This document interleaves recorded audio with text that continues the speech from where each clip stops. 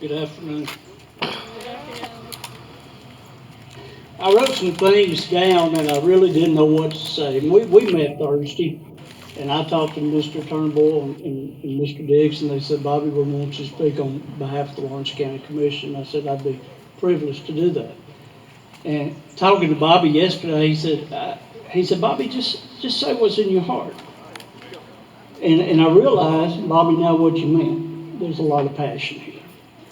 There's a lot of passion. And I'm going to tell you, I'll be the first to say this is my first protest. And it's beautiful. We go home a lot of times, and I heard people all week worrying about, is this going to be violent or anything like this? No. That's what you see on TV. That's what they need for the ratings. These are people sticking together with a passion and a reason. And you've got to respect that. And I sat over there and I listened, and Pastor Perriman, he just absolutely said the most beautiful prayer. And I appreciate it. It really set the tone for today. And I appreciate it. In fact, I had so turned the script off. There's a sign in the audience I saw, and I don't want to pick on you. And all I could see is Proverbs 31, 8 and 9. Somebody still there with that sign? Thank you. You taught me something.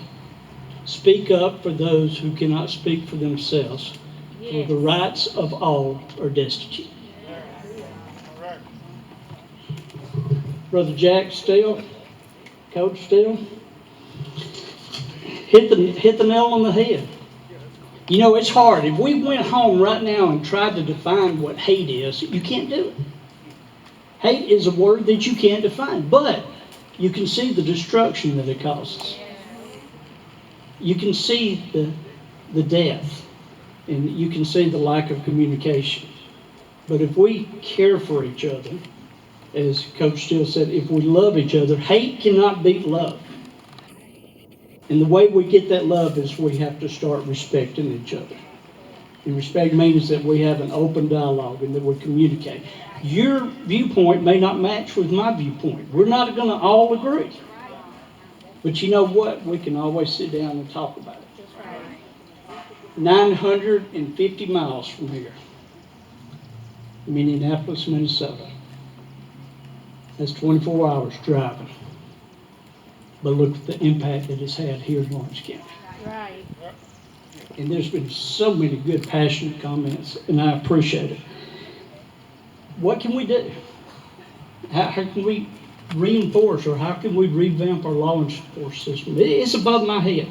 And I want to say thank you to everybody that's here that has went out of the way to thank our law enforcement officers that we have here. And I'm going to tell you something. We've had many cases that could have gone viral, and cooler heads prevailed. But let's not be naive to think that a George Floyd situation can't happen here. With the people we've got now, you should feel confident. I do. But let's not be naive to think that we have to live in a big city for these things to happen. And it can't. And I think we can all challenge ourselves.